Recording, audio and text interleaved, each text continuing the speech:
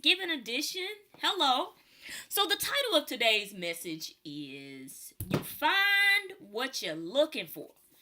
And what I want to do today, how fitting that it's Thanksgiving, to really hone in on gratitude, but more importantly, about having an abundance mindset.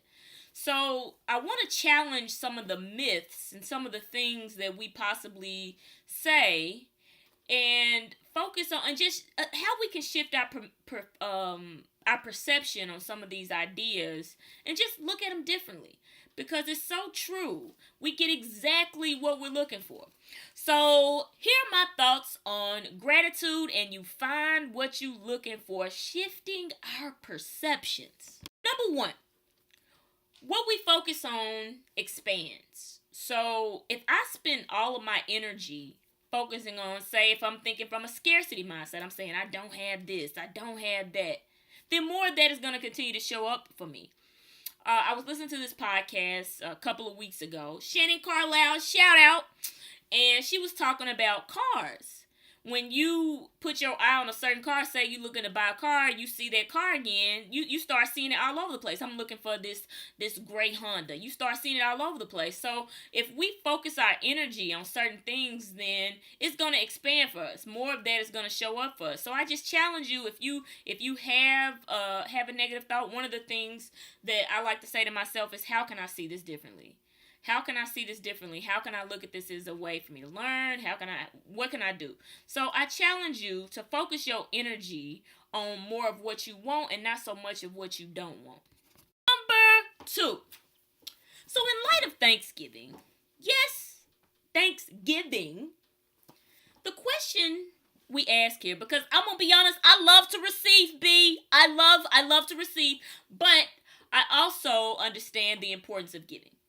So I challenge you here, and I'm challenging myself as well. Am I giving what I seek? Am I being what I seek? So here's a prime example. I had a point in my life where I was like, yo, I need you to respect me. Respect me. Give me some respect. But I had to look back at myself and say, I'm not giving respect, though. But you want respect, but you're not giving it. So what I had to learn here is that if I want certain things in my life, because it's really about vibration, that's the law of attraction. Because we don't attract what we want, we attract who we are. And it's just about who are we being or who are we showing up into the world. And that's what's vibrating back to us on that frequency. So I challenge you here in terms of when you think about what it is that you're seeking for your life, what it is that you want, become that. Be that. Give that out. And that will vibrate back to you. Number three, appreciate those around you. So I find sometimes that I get caught up, maybe I'm just by myself, but I get caught up in they need to think how I think. They need to do it how I do it. Where I sometimes forget that, hello, people are different and they are not going to do things like you. So I'm challenging myself, and I challenge you as well, to really, for the next week or moving forward, that you try to find the differences and the things that people do that are not like you.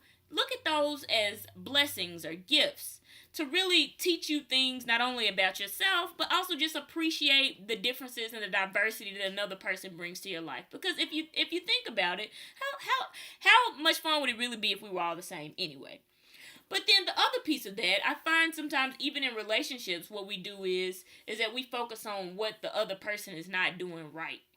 And so I challenge you to look at how is the other person nailing it? How are they getting it right?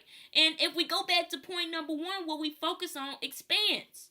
So if I spend my energy on this person's not doing this and they not doing that and da-da-da, then more that's going to show up. But what if I took a second and had gratitude for this person and said, you know what, thank you. Hey, thank you for taking out the trash. Thank you for doing X, Y, and Z, whatever that is. But just a sense of appreciation of how this person is adding value to your life. So number four, here's a perception shifter. I often get caught up in the idea when things are not necessarily unfolding the way that I would like them to. I get attached. I say, this is how it should go. But I want you to reflect back for just a second and think about some of the what you thought in your life at times were tragedies, or times that you was just like, why is this happening to me?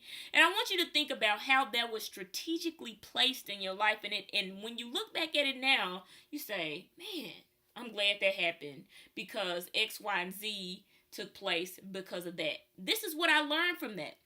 So I'm going to challenge you here, and I want us for the next week to really think about when those problems show up and we feel like the building is on fire, we are going to look at this as an opportunity.